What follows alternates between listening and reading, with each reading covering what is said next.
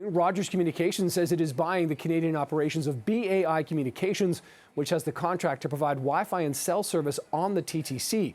For more on this deal, we're joined live by TTC board member Stephen Holladay, Toronto City Councillor as well for Ward 2 Etobicoke Centre. Councillor, thanks for joining us to talk about this.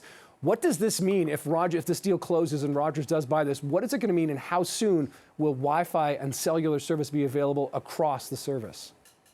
Well, this is really good news for transit riders. If you've ever gone through the subway, especially along the Bloor line, you know you have to always wait for one of those open cuts to download your email or check whatever it is you want to check on your phone.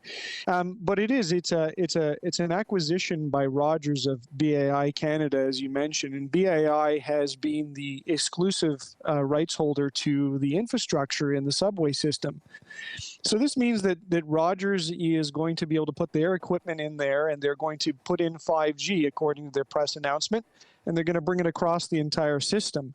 I think there's a lot of work involved in doing all of that, so I think it will take some time, but nonetheless, good news for everybody all around, because you can be more productive while you're riding the subway. And when you say good news for everybody, I'm curious about that, because obviously, you know, this is Rogers potentially putting in Rogers-related equipment. Do you understand at this point whether or not, if you, perhaps have Bell or TELUS as your cell phone provider, that will work, that you'll be able to, use the Rogers service as it is? Well, that's up to the telecommunication companies to reach agreements on, and that's not a new concept. So far, I think it was Freedom Mobile was the one that was connected with BAI, and now you'll see another one. Rogers, I think I read, is 46% of the market share. Those companies will need to work together to figure out how they can bring other customers on board. It's not something necessarily that we control, but I think everyone is supportive of those type of arrangements. Mm-hmm. Do you understand why it took so long for BAI to, they've had the contract for almost a decade now and only got so far? Yeah, that's a really good question. They've had that contract for about 10 years, and those are commercial arrangements. These are business deals between telecommunication providers. My understanding is that the technology is there, but they just need to sign those deals between each other. So it's up to the telecommunication companies to answer those questions.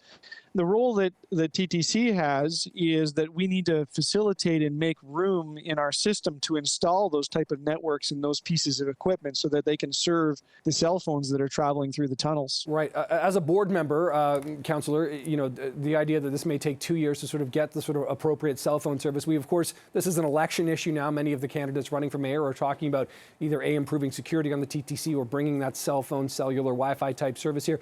Do you think 2 years is still too long, though? Well, I think there's just a lot of physical work that's required to be done. One of the things that Rogers mentioned in their press release was that they would be focusing on those areas for the 911 service where it's most important. I'm going to guess that means where it's the busiest. The key is now, and despite what has been talked about by different mayoral candidates, is that you can use your cell phone right now to make a 911 call where there is service. But I don't think people should forget there's always the yellow strip. And there's always the ability to either get off the train or get in contact with TTC personnel if there is an emergency. Making a 911 call in the middle of a tunnel is not your only option. And you might want to think about the circumstances, because sometimes pressing that yellow strip gets you help faster.